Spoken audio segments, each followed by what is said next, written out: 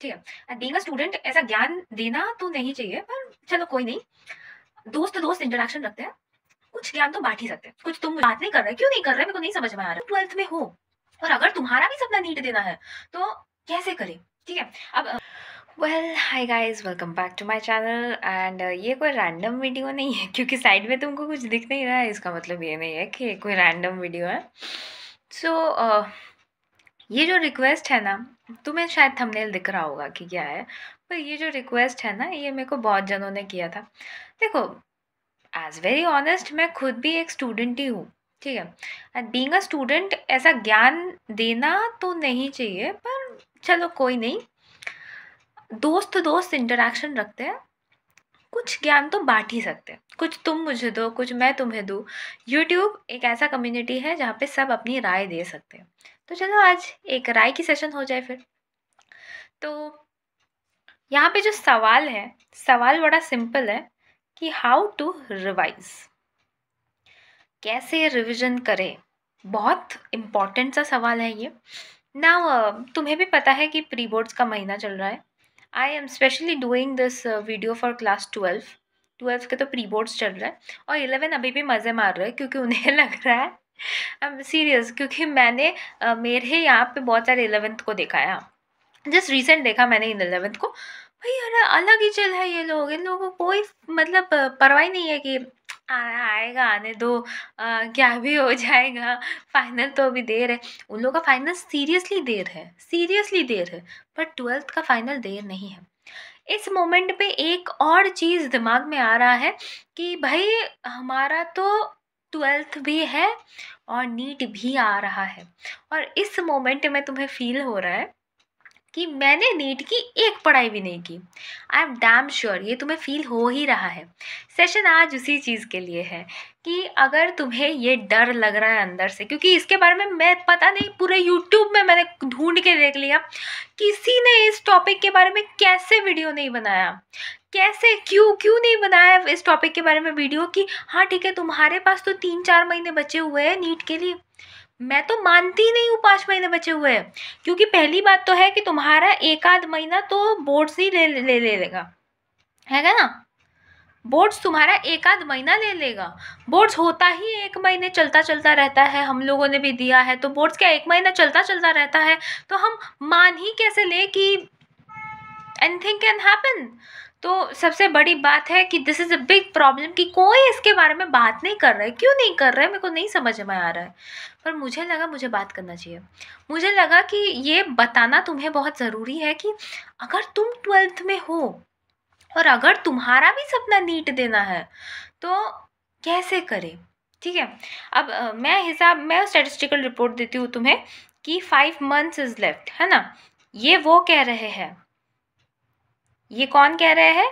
ये सब कह रहे हैं कि नीट देने में तो 5 महीने बचे हुए हैं, पर एग्जैक्टली अगर तुम अच्छे से देखो तो 5 महीने भी नहीं है। अच्छा चलो, एक स्टैटिस्टिकल रिपोर्ट बनाते हैं, ठीक है। जनवरी में तुम्हारा प्रैक्टिकल रहेगा, ठीक है। दिसंबर मैं छोड़ दे रही हूँ, दिसंबर सोचो तुम रिविजन करोगे, ठीक है। दिसंबर तुम रिवीजन करोगे, जनवरी में तुम्हारा प्रैक्टिकल रहेगा, फरवरी में तुम बोर्ड्स देने लगोगे, और फरवरी टू मार्च पकड़ लेती हूँ मैं, ये सिलसिला चलता रहेगा। वी डोंट नो कि कब खत्म होगा हमारा बोर्ड्स, कब खत्म होगा हमें पता ही नहीं है ना। तो हम ये तक एस्टिमेशन नहीं कर सकते कि मार्च के एंडिंग में खत्म होगा, मार्च के पहले खत्म होगा, मार्च के फर्स्ट वीक में होगा, मिड वीक में होगा, एंडिंग में होगा, कुछ पता नहीं है हमें, ठीक है। हमें बस इतना पता है कि एक आध महीना चलेगा, ठीक है। So I am taking it as 1.5 months, okay, 1.5 months पकड़ती हूँ इसको। तो इसके बाद हमें मिल कितना टाइम रहा है, सोचो। मैंने अगर प्रोबेबली देखा तो चलो फरवरी के मिड वीक से स्टार्ट हो रहा है, यानी कि मार्च पूरा यूटिलाइज हो जाएगा। मैं पकड़ती हूँ अप्रैल है मेरे पास टाइम, अप्रैल है, और मई के 5 तारीख को है तुम्हारा एग्जाम। 1 महीने 5 दिन, क्या तुम्हें लगता है कि 1 महीने 5 दिन में तुम कर लोगे नीट का रिविजन? नहीं, नहीं होना ही नहीं चाहिए, अरे होगा ही नहीं, ऐसे तो हो पॉसिबल ही नहीं है। तो मेरे को जो लगता है मैं आज वो बात करने वाली हूँ, ठीक है। whatever I think whatever I think is possible for you all, I'm talking about that thing, okay। now थोड़ा सा मैं यहाँ पे तुम लोगों के साथ रियलिस्टिक बातें करती हूँ। एकदम प्रोक्रेस्टिनेशन पे नहीं जाना है अभी, हाँ, कि मैं डॉक्टर बन जाऊंगी, मैं ये कर लूंगी वो कर लूंगी, नीट फोड़ दूंगी। अगर तुम्हारा प्रिपरेशन अच्छा है, सच में तुमने 2-3 बार रिवीजन लगाया है 11th का, तो फिर भी मैं बोल सकती हूँ कि ठीक है तुम कॉन्फिडेंट हो। पर अगर तुम उनमें से हो, अगर तुम मुझ में से हो, मैं खुद मैंने नहीं लगाया था प्रिपरेशन, ठीक है। बात की कहानी तो मैं बाद में बताऊंगी कि मेरी खुद की एक्सपीरियंस क्या थी। मैंने तो प्रिपरेशन नहीं लगाई थी, नहीं। तब मेरे लिए जो सिचुएशन था, मेरी जो प्लानिंग थी, वो आज तुम्हें बता रही हूँ, ठीक है, वो आज तुम्हें बता रही हूँ। तो मुझे तुम्हारे लिए स्टैटिस्टिकली जो सही लग रहा है मैं वही बता रही हूँ। प्लीज़ इसको ऐसे मत बोलना कि ऐसे ऐसे तो नहीं हो सकता दीदी। ठीक है, मेरे को भी पता है नहीं हो सकता है, पर शायद मेरी बात 0.1% स्टूडेंट भी समझेगा, ठीक है। मैं उन 0 स्टूडेंट्स के लिए भी बोल रही हूँ कि चलो तुम्हारे दिमाग में एक आइडिया तो आना चाहिए कि 12th को और नीट को कैसे मैनेज करें, ठीक है। एक आध आइडिया तो आना चाहिए। अगर मैं देखूँ लास्ट ईयर के क्वेश्चन पेपर से उठा के, तो 50% 12th है, 50% 11th है। पर कुछ दिनों बाद ये रेशियो कुछ ऐसा चेंज हो गया कि 60% 11th है एंड 30%, सॉरी 40%, क्या कर रही हूँ मैं, 40% मेरा क्या है, 12th है। तो देखो, अब मेरे को जो लगता है मैं वही बता रही हूँ। अगर तुम बायोलॉजी से मुझे पूछते हो कि बायोलॉजी में मैम क्या करूँ मैं बायोलॉजी में, तो बायोलॉजी तो बहुत थियोरिटिकल कॉन्सेप्ट होता है हमारे लिए। हम लोग बायोलॉजी को सबसे स्ट्रॉन्गेस्ट पॉइंट मान के चलते हैं ना। तो ये स्ट्रॉन्गेस्ट पॉइंट जब हम लोग उसे मान के चलते हैं, तब हम लोग क्या करने वाले हैं, हम लोग बायोलॉजी का एक एक यूनिट एक एक दिन में ख़त्म करने वाले हैं। सिंपली बताऊँ, सिंपली तुम्हें कुछ इस प्रकार करना है। ह्यूमन फिजियोलॉजी को एक दिन में रिवाइज करना है, फिर रिवाइज करना है प्लांट फिजियोलॉजी, वो भी तुम्हें एक दिन रिवाइज करना है, ठीक है। और फिर जो तुम्हारा लेटर यूनिट बचता है, देखो मेनली तो human physiology and plant unit है, पर अदर चैप्टर्स जो इनके अलावा बच गए, उन्हें देना है एक दिन, यानी कि 3 दिन में बायो खत्म। देखो, ये प्लान उनके लिए है जिन्होंने 11th में पढ़ाई की थी। मैं उनके लिए ये प्लान बोल रही हूँ जिन्होंने एक बार भी 12th में उठ के 11th रिविजन नहीं किया। देखो, तुम्हारे लिए बहुत बड़े बड़े क्रैश कोर्स बनाए गए हैं। पीडब्ल्यू बोलो या कोई और ऐप बोलो, अनअकैडमी बोलो, पीडब्ल्यू बोलो, तुम्हारे लिए बहुत बड़े बड़े ऐप्स बनाए गए हैं, ठीक है। इन ऐप्स में मैराथन बोल के एक सीरीज होता है, ठीक है। लास्ट ईयर इन कॉम्पिटिशन वाला, I am writing you the names of the channels, Unacademy NEET, competition वाला,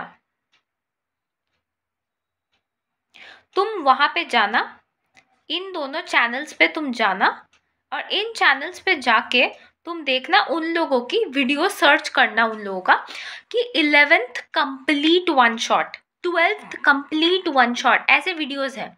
और ऐसे भी वीडियोस है कि human physiology in one day, plant physiology in one day. I remember Seep ma'am has done one human physiology in one day and Garima ma'am has done a plant physiology in one day in Unacademy NEET. इस channel पे तुम्हें मिलेगा, और यहाँ पे तुम्हें सारे के सारे 12th के वन शॉट मिलेंगे, 11th का वन शॉट मिलेगा। दोनों ही चैनल से तुम्हें फ़ायदा होने वाला है। यूज़ तो करना है ना। अब देखो, पूरा साल हम लोग पढ़े नहीं है, हाँ, हम ही पकड़ते हैं, ठीक है। पूरा साल हम लोग पढ़े नहीं है, लास्ट में आके हम लोग को याद आ रहा है कि भाई हमको रिवीजन देना है, कुछ भी करके रिवीजन देना है। तो रिवीजन देना है तो यही एक प्रोसेस बचता है हमारे पास, ठीक है। सो इस प्रोसेस में हम लोग रिवाइज करने वाले हैं, बायो को 3 दिन में ख़त्म करने वाले हैं। कब करने वाले हैं, कैन एनीवन से मी, कब करने वाले हैं? देखो, अगर तुम्हारे लिए पॉसिबल है तो दिसंबर के क्रिसमस वाले वेकेशन में कंप्लीट करो, ठीक है, क्रिसमस वाले वेकेशन में कंप्लीट करो। आई होप प्री बोर्ड तुम्हारा स्टार्ट हो चुका है, तुम प्री बोर्ड दे रहे हो, क्रिसमस तक तुम्हारा प्री बोर्ड ओवर हो जाएगा। पर बहुत सारे स्कूल्स में ऐसे नहीं हो रहा है, प्री बोर्ड आ रहा है क्रिसमस वेकेशन के बाद। तो उन लोगों के लिए मैं बोल रही हूँ, तुम क्रिसमस से पहले कर लो। क्या कर लो? तुम क्रिसमस से पहले कर लो, ठीक है। अब मैं केमिस्ट्री के लिए तुम्हें बताती हूँ।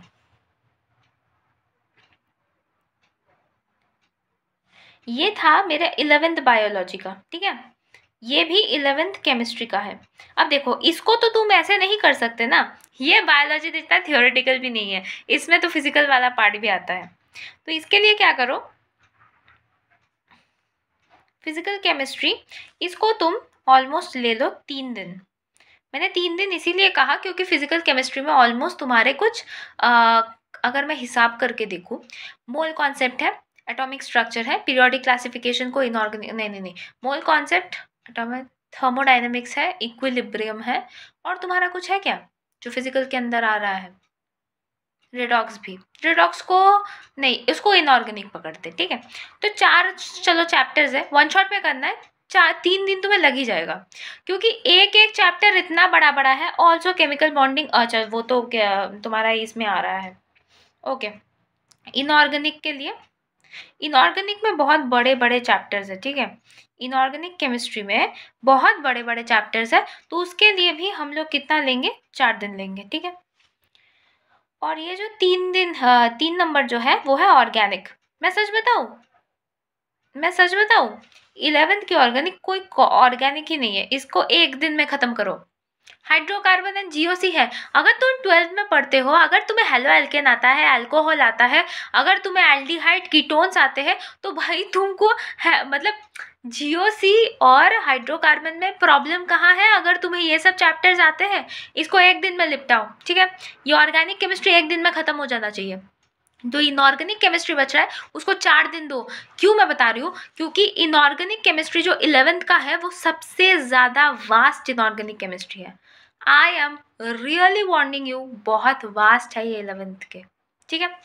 और फिजिकल केमिस्ट्री जो मैं बता रही हूँ वो 3 दिन में पॉसिबल है, क्योंकि अगर तुम एक बार कॉन्सेप्ट क्लियर कर लो, उसके बाद करना क्या है? न्यूमेरिकल्स करना है। वो तो तुम लास्ट के 1 महीने 5 दिन में भी कंप्लीट कर सकते हो ना। तुम्हें हर रोज अगर न्यूमेरिकल्स करते रहोगे, प्रैक्टिस होता रहेगा, तब प्रॉब्लम नहीं है। मिनिमम जो चीज़ इंपॉर्टेंट है वो है कि तुम्हें जनवरी से पहले एक बार सिलेबस कंप्लीट करना है, या तो तुम्हें फरवरी से पहले एक बार सिलेबस कंप्लीट करना है, क्योंकि बिना सिलेबस कंप्लीट करके तुम नीट में नहीं बैठ सकते। ये तो यूनिवर्सल लॉ है। जो बैठा है उसका सिलेक्शन नहीं हुआ है, और जो बैठ गया है सिलेबस कंप्लीट करके वो कुछ भी करके 600 तक आया है। मैंने देखा है मेरी लाइफ में, मैंने मेरे ही सिबलिंग्स को देखा है ऐसे, ठीक है। हम, क्योंकि मेरे को आइडिया है, मेरे सिबलिंग्स ने किया है, तो मेरे को आइडिया है कि हाँ ठीक है, लास्ट मोमेंट में रेस्क्यू करने का एक ऑप्शन बचता है, पर वो ऑप्शन 1 महीने 5 दिन में नहीं बचता है। वो ऑप्शन और वो प्लानिंग हमें 4 महीने पहले से तो लेना पड़ेगा ना। यही मैं समझाने की कोशिश कर रही हूँ। अभी देखो सिलेबस थोड़ा सा रिड्यूस हुआ है, तो हमारे लिए थोड़ा सा एडवांटेज है ये करना, है ना। हमारे लिए थोड़ा सा एडवांटेज है ये करना, ओके। चलो 11th की केमिस्ट्री की भी बात कर ली मैंने, ओके। हाँ, कोई मुझसे पूछ रहा था कि मैं कौन सा टैबलेट यूज़ करती हूँ, तो भाई मैं तो सैमसंग यूज़ करती हूँ, मैं सैमसंग यूज़ करती हूँ, हाँ। बहुत लोग बोल रहे थे मैम आईपैड है, नहीं नहीं नहीं, आईपैड जैसा फीचर सैमसंग के अंदर अवेलेबल होता है, थोड़ा सा ढूंढ के देखना पड़ता है। समझदारों के लिए इशारा काफ़ी है, जिन लोगों के पास सैमसंग है उन लोगों को पता होगा। तो चलो अब 11th फिजिक्स की बात करते हैं हम। 11th फिजिक्स में तुम्हें बहुत सारे चैप्टर्स मिलेंगे, ठीक है, पर मैं इसे 2 स्लॉट्स में डिवाइड करने का अच्छा प्लान है मेरा। याद है मैंने तुम्हें एक वीडियो में कहा था कि AITS लॉन्च हुआ था, ठीक है। उस AITS में तुम लोगों का फ्रिक्शन तक करवाया गया था। वैसे ही कंपटीशन वाला पे, आई am writing here, okay, competition वाला पे हो सके तो स्क्रीनशॉट ले लो, क्योंकि ये नोट्स मैं भेज नहीं सकती, ठीक है। क्योंकि ये मेस्ड अप नोट्स है, ठीक से बना नहीं हुआ है, तो मैं भेज नहीं सकती ऐसे। ये जो कंपटीशन वाला है ना, कंपटीशन वाला पे तुम जाके सर्च करना 11th वन शॉट, ठीक है, बाय MR सर। देखो मैं बार बार बोल रही हूँ, तुमने 11th में एक बार पढ़ाई की है, तुम्हें पता है कि उस चैप्टर का कॉन्टेक्स्ट क्या है, क्वेश्चन कहाँ से आ सकते हैं। अब मुझे जो बताना है मैं वो बता रही हूँ कि सबसे भारी चैप्टर्स कौन से होते हैं फिजिक्स का। ये मैं वहाँ पे क्यों नहीं बता रही थी, वहाँ पे इसीलिए नहीं बता रही थी क्योंकि वो आइडिया तुमको है, बट फिजिक्स में सब कंफ्यूज रहते हैं, मैं खुद कंफ्यूज रहती हूँ, ठीक है। फिजिक्स में मैं खुद कंफ्यूज रहती हूँ, इसीलिए मुझे लगता है कि तुम्हें ये बात पता होनी चाहिए कि हाईएस्ट स्कोरिंग चैप्टर्स कौन से हैं। पहला है करंट इलेक्ट्रिसिटी। क्लास 12 वालों, इसको एकदम ग्रिप में कर लो, करंट इलेक्ट्रिसिटी। और दूसरी चीज़ मैं बाद में बताती हूँ, अभी बता देती हूँ। करंट इलेक्ट्रिसिटी के बाद आता है unit dimension, unit and dimension, okay. उसके बाद 3 नंबर पे आता है वर्क पावर एनर्जी। भाई साहब, इसके बिना इलेक्ट्रोस्टैटिक्स नहीं कर सकते तुम। क्या नहीं कर सकते? Electrostatics you can't do.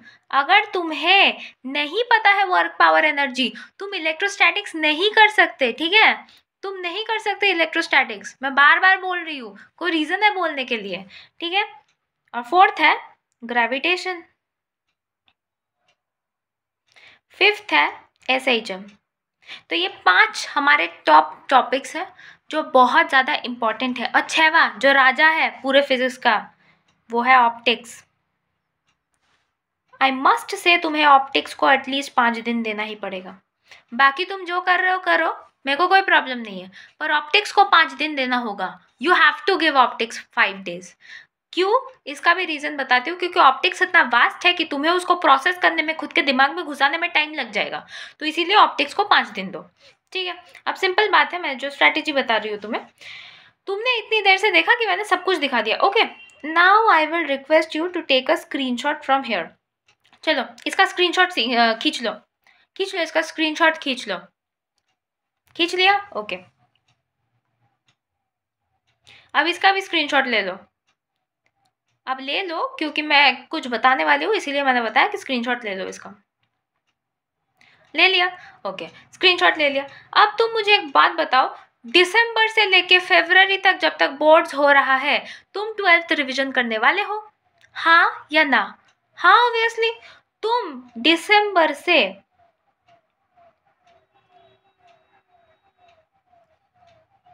मार्च तक, दिसंबर से मार्च तक तुम्हारा 12th ही तो चलेगा। क्या चलेगा? बोर्ड्स चलेगा, 12th चलेगा, ठीक है। तो इसमें से क्या तुम अपने लिए थोड़ा सा टाइम निकाल के पीवाईक्यूज कर सकते हो नीट का? Can you answer me? क्या तुम पीवाईक्यूज कर सकते हो नीट का? थोड़ा सा टाइम निकाल के, थोड़ा सा टाइम निकालना है, हाँ। मतलब कि दिन के क्या है तुम्हारा, अगर तुम्हारे पीवाईक्यूज एक एक चैप्टर में 36 पीवाईक्यूज तो ऑलमोस्ट होते ही होंगे। 10 years का स्पेशली करना है, ठीक है। पीवाईक्यूज के बारे में भी बोल रही हूँ, ये 10 years ज़्यादा करना है तुम्हें। वो देखो, हॉस्पिटल एरिया में रहने का सबसे अच्छा एडवांटेज है कि तुम्हें एम्बुलेंस की आवाज़ भी आएगी, ठीक है। ओके, देखो 10 years स्पेशली करना है तुम्हें, ओके ओके।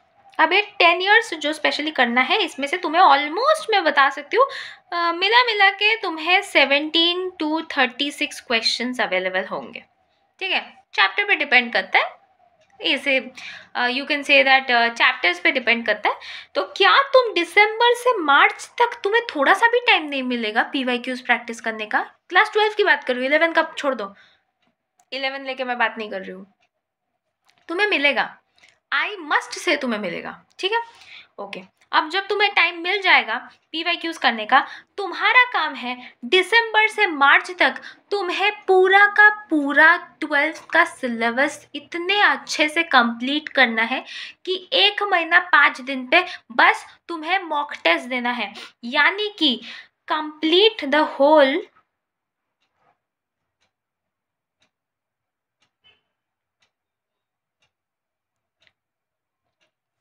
मार्च तक तो कंप्लीट हो ही जाएगा, क्योंकि तुम्हारा बोर्ड्स तब ओवर हो जाएगा। मार्च तक जब भी कंप्लीट हो गया तो अप्रैल में तुम्हारा काम क्या बचा? अप्रैल में तुम मॉक टेस्ट दोगे, सिर्फ मॉक टेस्ट दोगे 12th का। और क्या करोगे? और उसके साथ मिनी रिवीजन करोगे। मिनी रिवीजन का मतलब क्या है? मतलब ये नहीं कि तुम 3 घंटा एकदम एक नोट्स लेके बैठ गए, हाँ ये करना है, ये करना है, ये करना है, नहीं, छोटा छोटा करके रिवाइज करना है। टाइम ज़्यादा नहीं लेना है 12th के लिए। और टाइम किसको ज़्यादा देना है? 11th को देना है। अप्रैल में तुम्हें 11th के लिए क्या करना है? 11th के लिए तुम्हें अप्रैल में क्या करना है? ऐसे क्यों लिख रही हूँ मैं? 11th के लिए तुम्हें अप्रैल में क्या करना है? रिविजन तो इसका भी चलेगा, न्यूमेरिकल्स प्रैक्टिस। और जब न्यूमेरिकल्स हो जाए तब तुम करने वाले हो पीवाईक्यूज। ठीक है, पीवाईक्यूज अगर हो जाते हैं उसके बाद पीवाईक्यूज के अलावा मॉक टेस्ट पे हाथ नहीं देना है। मैं बार बार बोल रही हूँ, पीवाईक्यूज के अलावा मॉक टेस्ट पे हाथ नहीं देना है, गलती हो जाएगी। पीवाईक्यू नहीं करोगे, वहां जाके मिल जाएगा, रोना आ जाएगा कि काहे को नहीं करके गए पीवाईक्यू, क्योंकि पीवाईक्यू 60% आता है। I am not joking. Go and check. Go and compare the question papers of 2023, 22, 2018, 19, 17. Go and compare it. You will get 60% PYQs हर साल आते हैं। डेटा थोड़ा सा चेंज किया जाता है। नीट तुम्हें एक चांस देता है पीवाईक्यूज में अच्छा स्कोर करने का, तो पीवाईक्यू करने के अलावा मॉक टेस्ट पे कभी नहीं जाना है। पीवाईक्यूज हो जाए तब मॉक टेस्ट पे जाना।